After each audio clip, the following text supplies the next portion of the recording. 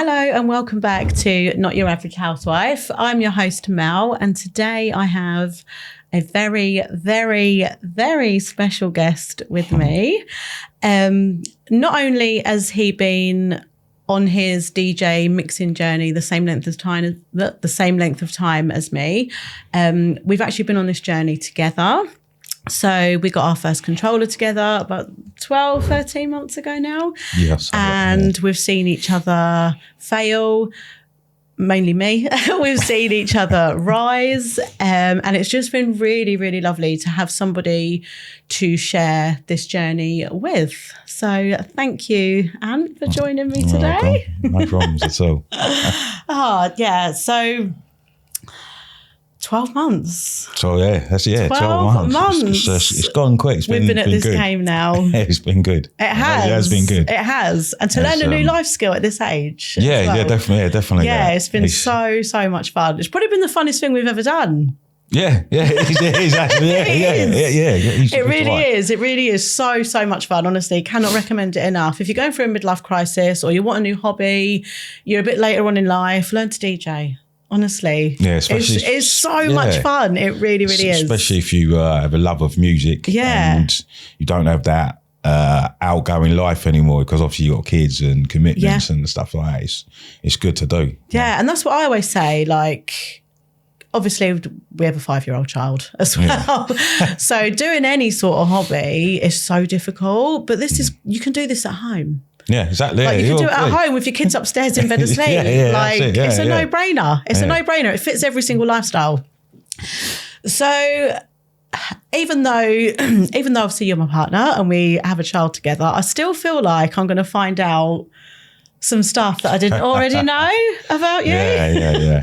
So take us right back to the beginning. Then obviously I do know that music has always been a massive part of your life. Like you've always even said to me, like, music over TV. If I had to choose one or the other, it's always music. Yeah, 100% that. So where did your love and passion for music begin? Well, obviously being in West Indian household, music's always been, whereas it was like, obviously my first kind of music was like church music. Mm-hmm. We had church and reggae, so there was a lot of reggae. So it used to be like Sunday mornings, mum, boom, you want to sleep in or something like that. Mum straight up cracking reggae music, cleaning the house. Yeah. So we had a love of that. And obviously having an older sister, she was into other stuff. It was like R&B and soul and stuff like that. So it was always a different genre. So that was like the first kind of genres I used to listen to. I mean, I used to always go in and be like, let me try and listen to that. So I'd go in and try and nick my sister's music. And so I'd always be just, what are you doing? You know what I mean? So we've done that. And then obviously went to school. So then you had like hip hop and obviously like running rave come into it. Yeah. So do you remember how old you were when that scene sort of that started was so over? I would say roughly. Were you at the legal age to be going out? No, definitely not. No. So I'd say when I started, obviously there was like, obviously you was a kid, so obviously from Mabel's age, from 5 upwards from music. And then when I started understanding, it's probably like around about 9, 10. So we should go in there, listen to that, get tape backs, and then and go from there. So, and then after that, I think when we moved, come to Milton Keynes, I'd always had older friends. So a lot of them was into like dance music and obviously rave, and then you had hardcore and all the other garons. So then they used to give me like tapes, and then obviously tapes, Dreamscape tapes. But even before that, So we used to have tapes, and then you used to have I think like you had like a black box, and then you had like MTV, and but even before that, you know what I mean, you had other bits. So we used to like listen to that. I used to try and get on with them.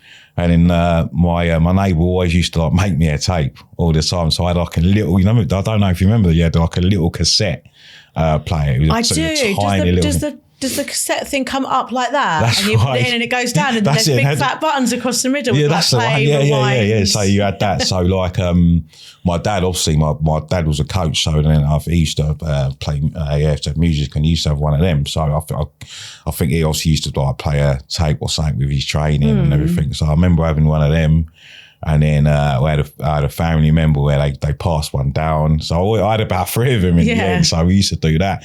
And I think at one stage that you could try and tape off one tape or something like that. Yeah, and you used to have to cover the edges with sellotape so that you could record over them. We used to put, obviously we didn't have those sellotape then, so we'd get paper, so rip a little bit of newspaper or a bit of tissue, and squeeze it in. Just tape and stick it on there. And then you used to have the bits though when the tape would get snaps. And I remember one time I think I had a Public Enemy. I had like hip hop, so I had that.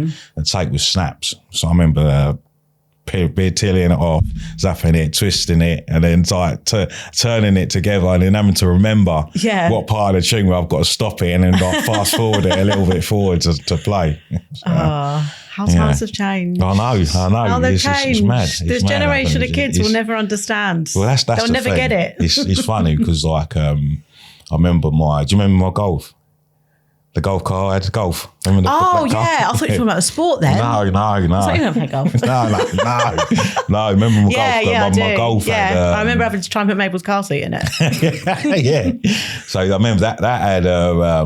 that had a tape player, didn't it? I remember. And didn't it have like a 6-changer CD thing in the boot as well? So, but like I remember going, go to my mum's. So I went back to my mum's, found loads of tapes. I was digging them out, putting them in. I can't remember who's one of my friends, Litlands, was in the car. And obviously my pal sat at the back, he sat in there and he was like looking, thinking, what is this thing you're putting in? So I was putting the tape in, like fast forwarding, and he was like, we live in this day and age and you got tapes. I was like, yeah, like kids, even like teenagers, even kids in their early 20s now don't know what videos are. Yeah, videos, like CDs. VHS? Yeah, VHS. VHS, yeah. Like Mabel will never know what a CD is. Oh, that's the thing, yeah. I know. It's all the digital world. On the phone now, isn't it? So, yeah, so it's evolved. It has evolved. And obviously, I remember from then, and then obviously I got to an older age to like when we got maybe 11 onwards, I had a friend and he's very high up in the music industry now. Him and his sister, I remember them bringing a record and they said, this is called house music. So I was like, we was young, so you're immature, we're going, house? He was like, house? He was, what next is going to be called a thing called garage? Yeah. You know what I mean? So it was just like... and here we are. Yeah. So, it was funny. So he played this and it was like a Chicago house. And he was like, yeah, it's all right. Yeah, this is all right. I think we only had like 2 records. So it was only like, so he just played that over again. And then after that, then we got some more. So then it was like, went back to hip hop because hip hop was easy to get records. So we used to go to, like say, we're staying at each other's houses and stuff like that, and then get on the train and go to London because you had Red Records. So we used to go to Red Records and all put our money together and then buy like a record site. Be like back then it was hip hop. So I remember we bought Public Enemy Greatest Misses, I think it was. So I remember we all bought that. And then again, went back to my friends, played that, and then we was taping it on the tape player because obviously he had a record player and that. So he had one and my mum had one, but it was a small one. And so I don't know if you remember that one. Yeah, so it was a tiny, she only had the tiny record player. So that wouldn't fit on there because obviously you had the big one. So what we've done, we taped it. So we taped that and then played that over. And then we've realised how to do other bits, like tape up other stuffs on there. So we should tape off the radio. Yeah. So you'd have the radio playing. So play the radio. And then you have to sit there ready to pause because you had to have him stop, like Team Westwood. So you'd have him to try and stop and stuff like that. So it's it was quite a funny childhood. And I mean, there's loads to go on. I mean, I could go on about it for days, but it's just one of them. And then obviously got to the teenage years. Yeah. And then going to clubs and stuff like that. What was the scene music-wise like when you started going out? It was quite mixed. I mean, especially when obviously when I was in London, you had obviously the dance, you had your house, you had your rave. But when I come to Milton Keynes was very mixed. I mean, like you had the top end, as they say, and then the bottom end. So you had like R&B, you had R&B, you had like ragga places, you had hip hop places, and then you had obviously the dance places like Ultra Vegas and places like that. But it was quite mixed. So I've always had a very mixed certain amount of people. Yeah. So like one day I'll be like at an R&B night. And another time I'd be like at a hip hop battle, and then another time then you obviously go to Vegas, and you'd have like you go down to the bottom end and it'd be like pop music, and you'd be like, oh, that's not right. It's one genre we can't get on with. Yeah, so yeah, that's one genre that just really doesn't really work with me. But east of the road, I'll never knock no one because obviously making music's making music. Yeah, of course. So it's an art skill. Fair play to them, but not for me. Yeah. Same. So what, do you have any, like, when you obviously started going out, was there any sort of preference that you would enjoy? Not even necessarily so much for the music, just for like the vibe and the atmosphere maybe that comes with it. Because I know obviously with each different genre of music brings a different vibe of people. Yes, I mean, I did like the hip hop battles because the hip hop battles was all it brought the crowd together, you know. So everybody was together, and everybody was like on a good vibe with each other, you know. Because you had the battles, and the battles would be raw with each other, but they was still fun, you know what I mean. So you'd have a person absolutely ripping up out of each other. And then after that, and are they friends after? They're just pals, you know, just sitting, just chilling. They don't hold grudges. No, there was no grudges. I mean, like, obviously, like nowadays things have changed. People are just getting silly with it. But back then there was no, you know what I mean? It was just for that minute with each other battling. Yeah. It was just I want to be better than you. You want to be better than me. And then that was it. Afterwards, you just chilled, you know what I mean? And they'll do something with each other. So that was that.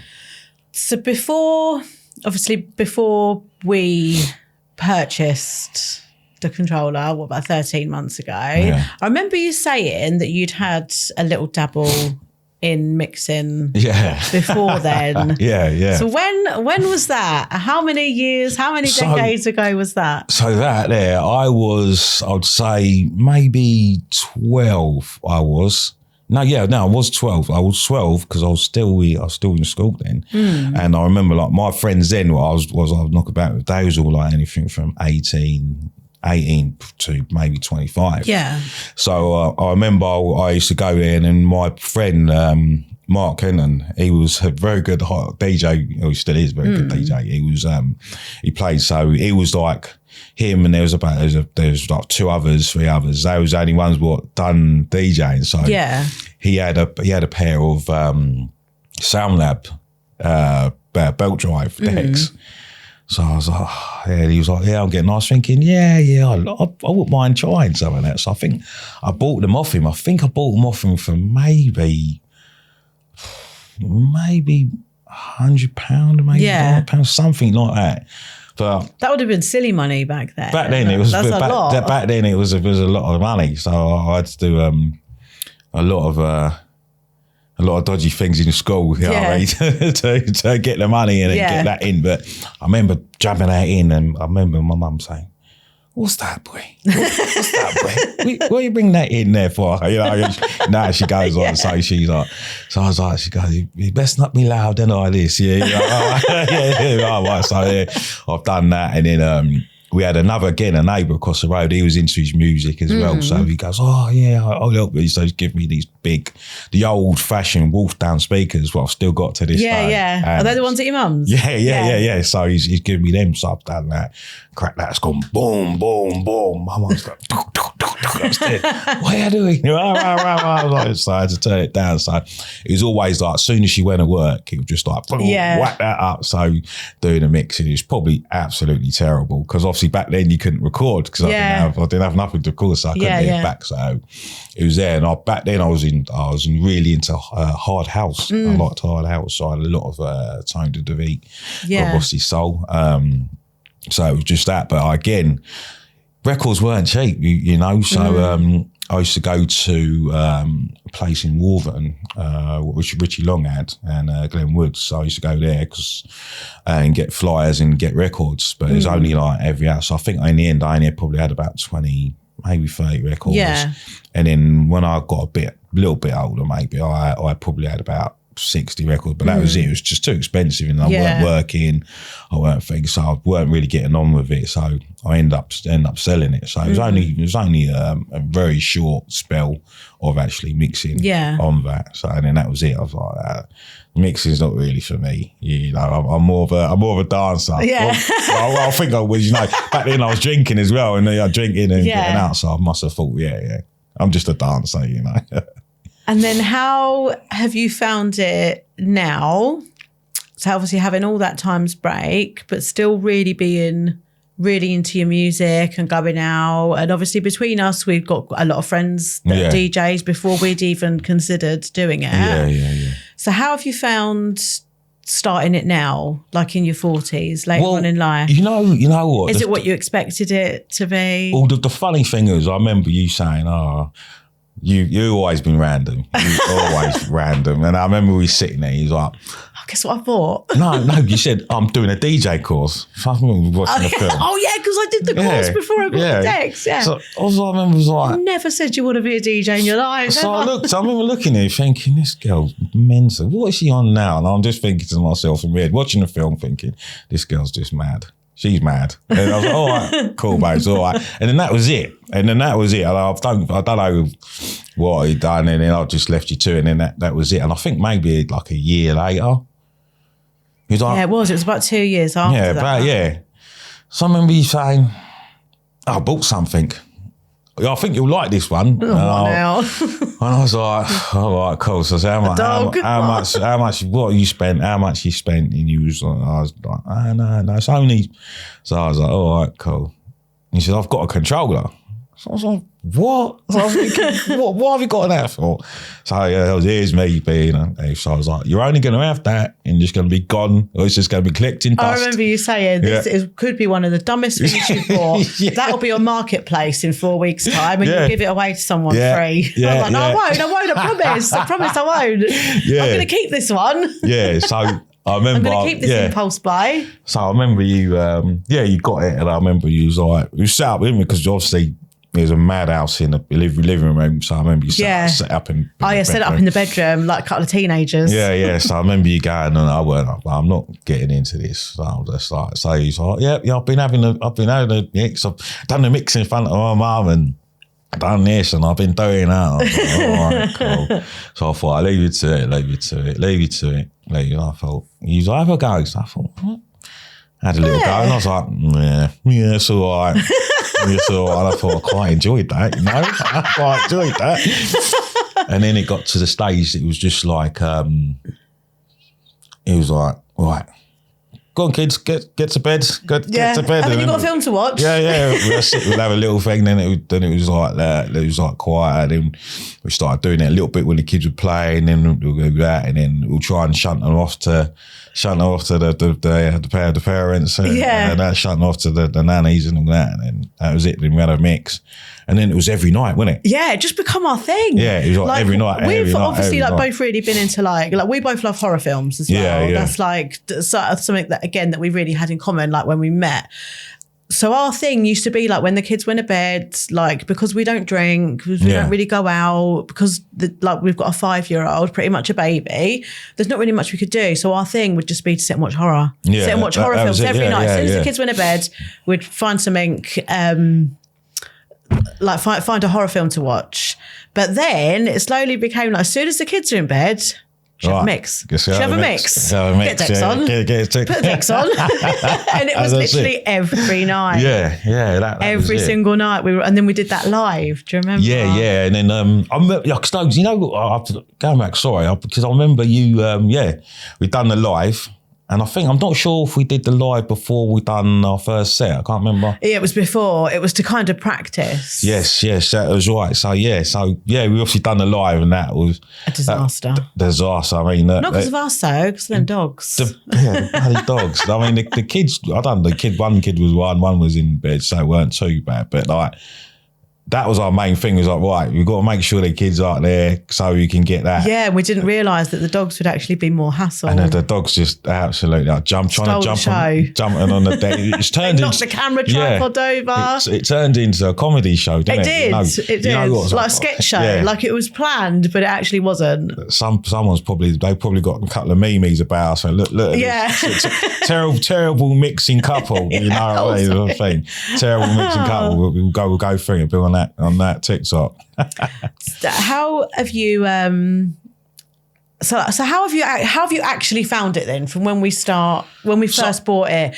Is it as easy as you thought? I mean, I know obviously I don't know from experience, but I'm guessing I'll be honest, I haven't found it particularly hard. Yeah. But that is because of the technology that has evolved at the time that we started to learn. Yeah. Had it been like 20 odd years ago, yes, we'd have learnt to mix on vinyl, and yes, we'd have learnt to beat match by ear. But because we learnt to mix 12 months ago, like, you know me, if there's an easy route to anything, I'll do it. I drive an automatic car. I'm not going to make life more difficult for myself than it has to be. And I appreciate that people get a bit wound up by DJs these days. They're like, they're not real DJs. It's a skill. It's an art. I get that. I get it. I really do. But I don't have the time. I don't have the time to learn from scratch. Do you know what I mean? So yes, I learned to mix with sync on. And yes, we learned to mix on a controller. Like, so I guess a lot of people would say it was cutting corners a bit, and that's perhaps why we found it quite easy. Yeah. Again, you know, it's again, I think it's a bit of bitterness and there's a bit of old-fashionedness. If it was around 20 years ago, you'd have learnt that way. Yeah, I mean, it's the same people are saying, you use sync, or you can use a controller, probably drive an automatic car. Exactly. Probably having an Alexa. Yeah. You know what I mean? Use their mobile. Use the phone to speak into. If something's readily available to you and it's going to cut time and it's going to make your life easier and quicker, I'm not being funny. You're a fool if you're not doing it. Yeah. I mean, fair dues, whatever. As you say, it's all good. I mean, I don't, but I'm not going to knock someone. If I go to an event and he's singing, he's not, I'm still going to enjoy the music. Less. I love them both. Yeah, music's music. For the genre of music. I'm not someone's using sync or not. I'm not going to go to an event and be like, I'm not going to go and listen to you because you sync. Because I've seen the sync button on there. I'm not going to go and see. You know what I mean? Not a real DJ. Yeah, you're not a real. Yeah, I mean, just go there. I mean, there's still a lot into it. You know, I mean, when I was still trying to when we had the controller. I was still trying to do bits as it was on a vinyl, and you was like, no, you ain't got to do that. Yeah, and I was like, you don't have to do any of that. You got to do none of that. I mean, it's involved, and I really enjoy it. I mean, I have gone back to doing it your way, but again, sometimes I put a sync on. Yeah, I don't care. Yeah, it doesn't. You know, it's just music. I am trying to learn to do it without sync. Like, I'm always really, really honest and open and transparent, and if people don't like it, I don't really care. Listen, it's just one of them, innit? Yeah. Like, we taught ourselves to DJ. I know I did a course a couple of years ago, but it was a free course. Yeah, it's not going to be and like it was a full-on 6-week like tutorial, and that was more based around like ecstatic movement events. Do you know what I mean? So it was very it was by a lady who's based out in Ibiza. But the course I did, she's very sort of like hippie-ish. And do you know what I mean? And so I didn't really, all I learned from that was actually at some point I would like to do it. So we've literally like been self-taught, completely self-taught. And if there's a sync button there, if you know you've got an hour's window gap till that baby's waking up for another bottle, You weren't turning the sync off. You're using it so you get an hour's mixing. You just go on there, enjoy yourself. Exactly. And that's the main thing. Like, I'm so glad you said that. They're like the main two words. Enjoy yourself. Yeah. Are you having fun doing it? Yeah. Are you enjoying yourself? Well, then nothing else really matters. Yeah. Because that's the whole point. And I think people lose sight of the point of it. Yeah, exactly. It's not my job. Yeah. It's not my job. It's people not like, aren't depending on my level of skill. Yeah, I'm going there. I'm enjoying it. I'm loving it. Yeah, I'm not getting paid. You know what I mean? I'm just going there, playing a bit of music. But the thing is, it was actually you that got me to play out. I weren't interested. Yeah. Because this whole thing come about, I remember what actually made me want to buy the controller. So the first Purple Disco that we did, remember the one at the Pavilion? Yeah. That was supposed to only ever have been a one-off event. Was supposed to just be a one-off. And then we didn't really know Ben very well then. So Ben and I'd sort of teamed up. I had like arranged the event and Ben was like, I'll provide you all the DJs. Like, they'll all do it for nothing. It's all for charity. It's to raise money for DV survivors. So that was where that little business partnership began. And it was only ever supposed to be a one-off. But then the success, like, I still think about that first event, and even though it was probably one of the smaller scale ones we've done, it's still probably one of my favourites out of all 6 of the Purple Discos we've done so far. Just because it was like the foundation, it was the first one, and I just never expected it would take off like it did. Like, I had no expectation of there to be any more, but just seeing how well that event was and seeing how much everybody there enjoyed it and how everybody was there. I mean, it was purely just a house night. We only play house music, don't we? We don't play anything else. And I'd feel like a bit of a fraud going and doing other genres of music that I don't particularly like just because I know they're going to be popular. So we stick only to house music. Like, that's just our thing. And just seeing all the people there, and they were genuinely there because they love that music. Like, they weren't just there to support me. Like, there were people that could have come to support me that didn't because they don't like the music. So everyone there loved that music. And just seeing the reaction, I mean, it had been a long time since I had gone out and seen a house DJ live. And just seeing people's reactions to that music and how happy it made everyone, it just made me think, do you know what? We are going to do another one. In fact, it's going to go on indefinitely now. But I actually want a bit more involvement. I don't just want to be on the sidelines, like arranging the venues and trying to sell tickets. Like, I want to be in there. I want to be involved. I love the music. I want to be involved in the music side of it as well. And then I thought, you know what? I'm not going to tell him. I'm just going to order decks. I'm going to order decks, and then we're stuck with them, and then we're going to have to do it then. But yeah, so those decks came, I think, 2 or 3 weeks before that event. And I remember saying to a couple of my friends, like, we've gone and bought decks, and they were like, oh, he's going to play in like 2 weeks. I was like, no, like, I haven't got a clue. I haven't got not a clue what I'm doing. Not confident like at all doing it. Like, I say it's kind of easy in the very beginning, like, it's not, but I think the most difficult part of it is not actually using the controller itself. It's actually understanding music. Yeah, of course, exactly. Understanding how many different levels there are in each track, and that every single track, even though they're all the same genre, they're all completely different keys. Yeah, exactly. And even though 2 houses are both funky house tracks, they're not going to go. If one ends with a vocal and starts with a vocal and they're on different keys, it's going to sound awful no matter how good you are at mixing. So that part of it was really, really difficult. And then learning how to use Beatport. Learning how to use record box. Record box. I mean, like, to even, because our controller you have to use with a laptop. I didn't know how to put anything onto a USB. So that element of it, I take it back saying it was quite easy.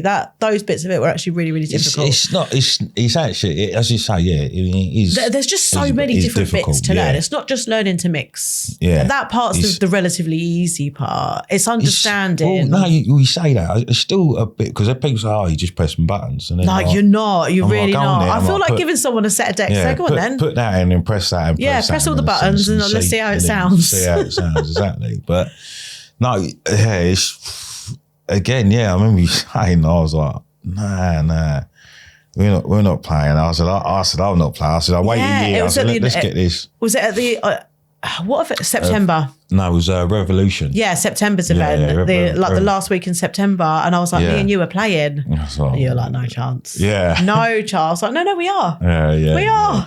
It's bad because it's like I was quite lucky myself because obviously as well both of us we know quite a lot of DJs, and I've obviously grown up with a lot of DJs. So I remember saying to obviously Andy, I remember saying to Andy, look mate, I'm playing, and he was like, right, get round. So I remember going having a go on his controller, and I was like, what the going on here? Tiny. Yeah, I was like, what is going on here? Because actually we got used to it, didn't we? Got used to that. Knew what we're, and this thing had all these buttons here, and they're all flashing at me. They're all doing this. I'm thinking, jeez. And I'm thinking, this girl's booked me, and I'm going to look all right. Not bad. You know what I mean? So I was like, nah. But we got, got used to it, and then good thanks to Andy and all the other people for obviously backing and helping out and everything, you know what I mean? Because they've obviously been massive out, like Oki and all them other guys, and obviously Ben and all the others. But yeah, the first time, you know what I mean, I think all right, well, I was just shaking. I was like, all right, looking at the time. I still get a bit shaky now. Yeah, looking at the time, looking at it, I was thinking, geez, what's going on? I was like, what have we done here? But like, again, it was lucky because like that one there was probably not 90% of our friends, you know, so it was all right. So, I think there was only about 3 people there when I played. That's the thing. I've already spoken about that on another episode about how like the first time we ever played out, I played at 3 a.m. and the bar just fucking emptied. Before my first track had finished, it was you, my mum, and Joe and Ben and Rachel. That was it. I didn't even finish the set. Got halfway through and I thought, no. You know what? The thing and is, I actually thought to myself after that, like, I don't think I can do this again, but I'm so glad I did. Of course, as I said to you, I head up. I said, nobody really, right around the 30s, 40s, stays out past 2 o'clock. You know what I mean? So the last set is always a gamble. Yeah, you know, on the people. Yeah, you know that you get in there. And that was only our second event. So we're learning. We're still learning and evolving now. That actually we need to be doing day raves. Yeah, day raves for our generation that can't really stay out past 10 o'clock. Day things are the ones all the way forward now. You know, you starts at 12, finishes at 12. Yeah, you know, they're the ones to do. Like when you do night 9 till say 5 in the morning or something. It's definitely for me. That is my bedtime. What time Mabel's getting up? That's my bedtime and waking up time. It's my waking up time. So it's always a gamble with the times and obviously the genres, and you also got in your head, you know what I mean, when your time is, the people, and what you're gonna play. I mean, so it's a hard one, and it's a lot of thinking and a lot of prepping. It is a lot of prepping. Yeah, a lot of prepping. Especially like I still practice loads now and again. I'll openly admit, 12 months isn't a long time to have been learning to DJ. I don't think at all. So I still pre-plan my sets and I still practice them. Of course, that's I'm not going to say, I'm really confident now. I don't need to do that anymore. To like a certain degree, I've got my set pre-planned out, and I will practice it for like 3 or 4 weeks. Yeah, same as that. Before an event, I'm not even ashamed to admit that. Oh, listen, I don't care. I get mine. I put mine. I mean, you searching for yours, didn't you? So you done yours and you searching and stuff, and I said, no, put it all in order. Oh yeah, and I do now. Yeah. I did that at the last 2 events I played at. So much easier. So when it's in order, it's just there because you know that's to you know that. You know what your next track is. Yeah. I mean, like I think at the Revolution one. So I remember playing the track. I playing it and I was like blending the next one in. I thought, fuck.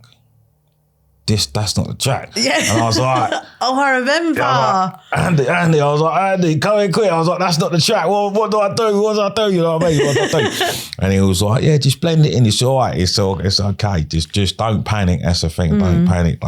You know, and I actually pulled it. Well, I thought I pulled it off, and everyone said that sounded. Yeah, no, it did. It did. So it wasn't so bad, but that then I was like, definitely regimental. I'm going to go through, check my tracks. Yeah. Day before, check my tracks. You know. So it's definitely made made it a lot easier. I don't know why I weren't doing it the whole time. Yeah, But no. you know me. Yeah. You tell me to do something. If I'm already doing it a certain way, obviously the way I'm already doing it's better. I'm like, no, I don't need to change that. But no, I do. It was much easier. But nah, it's definitely there. I mean, we've got, what other one did we do after that? We done... so then after that, we did the few at the Oligarch. Yeah, the Oligarchs, yeah. They were all really good. Then we've done the Easter one at the Broughton. Yeah, that was a good We've one. got obviously in 2 weeks, a week on Saturday, the first birthday. Yeah, I know, yeah. That's coming up. That's going to be a massive one. Then we've got a couple of other events lined up for this year, but I don't think they've been announced yet. I think we're announcing them. So everything's all sorted. Obviously, you know, talking to you like you don't know. We haven't announced them yet. But like the August one, the August one's going to be huge as well. That's going to be being announced. Yeah, I'm looking forward to it. Yeah, that'll be really, really good. It'd be nice to see everyone's face, a few of the people on it, because obviously they're a bit gassed for that. So it'd be nice to. Yeah, definitely. What have you enjoyed most about this little DJ journey that we've embarked on? What have you found the most fun part of it? Well, you know what? The thing is, again, I'll turn it on to something different, but we'll go to that. It was just, again, something different at night to do. Because obviously it was like watching film. Watching movies. It's brain dead, isn't it? Watching a film that, and I'd be drinking. Yes. So I'd always be a drink, and it was just like drink. And I remember like something like clicks one time. And I remember we was mixing. I was like, right, we'll have a mix. So I was like, right, we'll have a mix. I'd get you non-alcoholic things. I'll get me a bottle of whiskey. Yeah. And then we'll have a drink. And it'd always be like, that didn't really sound too good. And sometimes when I didn't have a drink, I didn't really make that many mistakes. So I was thinking to myself, hang on a minute, things started to click in a bit. And then it got to a stage that I was just like, I don't actually like, because I don't like hangovers. Yeah. I don't like to be I don't really like to be drunk, sorry. Yeah. And I don't really like spending stupid money on stupid things. And I don't drink either. Yeah, and then you don't drink. Yeah, so it's just me drinking. I was just like, what am I doing? And I thought it's just pointless. I said, it got to the stage, it was just like, get home, have a drink. Get home, have a drink, watch a film, get home. But now it's like, get home, have a mix, chill out. Yeah. You know what I mean? So it's evolved. So it has obviously music has its goods and it also has its bads, and obviously at the minute this has brought the goods to me now because it's elevated me more. It's making me want to learn more in depth about music now. So like, as I say, I've been music from day dot, but and just now, quickly, how many days have you been sober now? I would say maybe 125. I'd say maybe now. So yeah. So again, it's not. It's one of them. I do miss that holding a bit. That's the thing. It's just. It's the habit. Yeah, it's just a habit. Sometimes I think, I could have done with a whiskey then, but then I think to myself, no, not really. Just a nice cold, non-alcoholic beer. Yeah, what's that one you had the other day? Yesterday. Estrella. Yeah, Estrella. Non-alcohol. Yeah, that was nice. Estrella. So that is like one of my go-to drinks. Yeah, so especially to be honest, you can buy a beer, a spirit and a wine in non-alcohol form in pretty much any bar and pub now. Yeah. Like there's no need for... Yeah. It's, for me, again, I don't knock anybody who drinks and everyone wants to get, or says, I like being drunk. That's for them. But for me, I didn't like being drunk. No. I was a very Jekyll and Hyde drunk, for one. Yeah. You know what I mean? I've been sober since the beginning of since before the beginning of our relationship. So you've never actually, and thank God, because I don't think we'd be in a relationship. You've never actually experienced. I say experience because it is an experience to be around me drunk. But you've never seen me drunk. You've never. That's good. Yeah, it is good because we wouldn't be having this conversation now. So it's been the music has been my. obviously basing my saviour, really. You know, and obviously you as well. You've been my saviour. 1,000,000%. And obviously our daughter, that's obviously been our saviour. And for the music, it's just because I wouldn't mind going and like producing, so I've started to get like little bits already just by. Obviously, I'm not going to jump straight into it. I'm going to learn one more. Obviously, I want to up the game on the mixing and obviously that there, and then start trying to produce something myself. You know, so should we buy some producing software? Oh God, shall we? There we go. I haven't bought an impulse. Well, I say I haven't bought an impulse buy for ages. It was last week. Yeah, but what did I get you? I got you the first bit for the making music. Oh, the pads. Yeah. Yes. Yeah, do you know? I've not been able to use that yet. Shock. I will. Yeah, so I mean that will be the Exxon from that. But really, I mean, I like playing out now. Yeah. At first, it was just I do. It's such a buzz, isn't it? Yeah. At first, and you don't need to be being pissed and on drugs. And people associate like the house and rave scene with just everyone being on drugs. Yeah. They're not. A lot of people that go there actually are like teetotal now. Yeah, I mean, years ago, you need to find the right raves to go to. Yeah. Obviously, yes, that is again the right raves and things like that. But I remember, like, obviously, years ago, it was like you got to be on drugs. You couldn't not be on drugs to be in that environment years ago then. But like now, I think a lot of people just go for the music. Even like music on Ibiza, there was a lot of people who was actually sober. There was. You know, so we went to Ibiza a couple of years ago. We're going back in 6 weeks, thank God. But the first time we went childless was a couple of years ago, wasn't it? And again, that's another thing with like, when I say I'm going to Ibiza with the kids and they're like, oh my God, you take kids there. Yeah. Ibiza's what you make it. Well, that's what I said, didn't I? Until when we went you there. were like, why are you taking the kids? I'm like, no, you've not done Ibiza with me before. Well, remember the first time. You've not done Ibiza with a sober person before. Well, I remember the time we went there first. I remember because I was like, the roundabout. Remember I was saying to you, the roundabout. I was going, he was like, what roundabout? So the one with the water fountain in it, it was just a square water fountain. Yeah. You know what I mean? It's just a sit down. Yeah. And that says how many times I've been on Ibiza, obviously under the influence of drink and whatever else back then.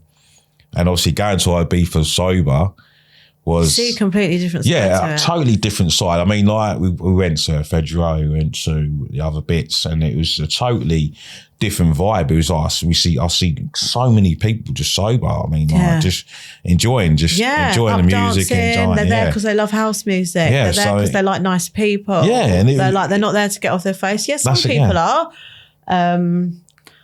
But yeah. It was a totally different environment. And we still stayed in San Antonio. We didn't stay in some quiet place. We stayed in an adults only resort in San Antonio. That's the thing, that's what I mean. It wasn't mad. It wasn't fair. Obviously, you do see that again, as you said, but it wasn't as crazy as I thought it would be. Yeah. You know, because obviously every time, obviously I admit I've been there a lot of times, but that was actually the first time as a sober or not onto anything or anything like that, just as a basis. As a normal person. Yeah, so it was an experience. And again, we're there soon, so it'd be interesting to go and do it again. And, I can't wait. See the sights. But so where do you see yourself in the future? With this, is it something that you want to progress more than just a hobby? Well, is it again? I would like to obviously get myself up to scratch because obviously I like doing a call. I like to learn stuff. So, and obviously I like to coach and that. So what I would like to do is obviously add this to what I'm doing to maybe to teach kids teach kids, even adults, anyone really. Just you know channeling. What I mean? Just things the basic. That they use things like alcohol and that with. Just basically just go off to this and get a controller, get this or that, or come and do a mix, even to come to the club if I could get something set up there and that for them, they could go there and learn music and stuff like that. And obviously I could help, hopefully, if I get up to that scratch, teach the basics and then put them onto my other lot and then just learn from there. You know, that would be a nice thing to do, you know, because obviously... And they'd really enjoy it as well. Yeah, because again, music does make a lot of people, you know, it's got its goods. And so hopefully I can push that onto other people for them to do the same. Well, definitely. It's done for myself, you know, so that'd be nice. Oh. And where can we find you on socials to follow? See, I will link so you've got an Insta account specifically for this, haven't you? So I'll link that below in the show notes, and then I'll link you've got Mixcloud. Have you got a Mixcloud and a SoundCloud? Yeah, I've got just Mixcloud at the moment. I've got a SoundCloud at the moment, but I've not got no mixes on there. Okay. All my mixes are on Mixcloud at the moment. Cool. So I will link your Mixcloud below. Yeah. And your Instagram handle that's dedicated just solely to this. Yeah, sure. I'll also put the link below for the Purple Disco first birthday, which you're playing at. What time are you playing? I'm on at 1 o'clock. It'll be interesting this time because it's it's different crowd. Like, we've allowed kids at this one. Yeah, so this is a family thing. And normally I'm very, with my genre, if you listen to our Mixcloud, my genre is a bit more like thumping, more very upbeat, where this one's a bit more chilled for me. So it's going to be an experience for me, and it's going to be an experience for people what's just started listening who's come to me. To watch you play before. To what I'm going to be playing. Yeah. So it'll probably be like my first mix. So a bit panicky for this one, and obviously my daughter and obviously my girlfriend who is going to be there, so it's going to be a bit, and I think a few family members are coming with kids, so it'll be a bit panicky, but we'll go. It'll be great. Yeah. It'll be great. You'll smash it. Thank you. Well, thank you so much for coming on More than and welcome. speaking with me today. Again, like I said, I'll leave all the relevant links in the show notes. And thank you everybody for tuning in.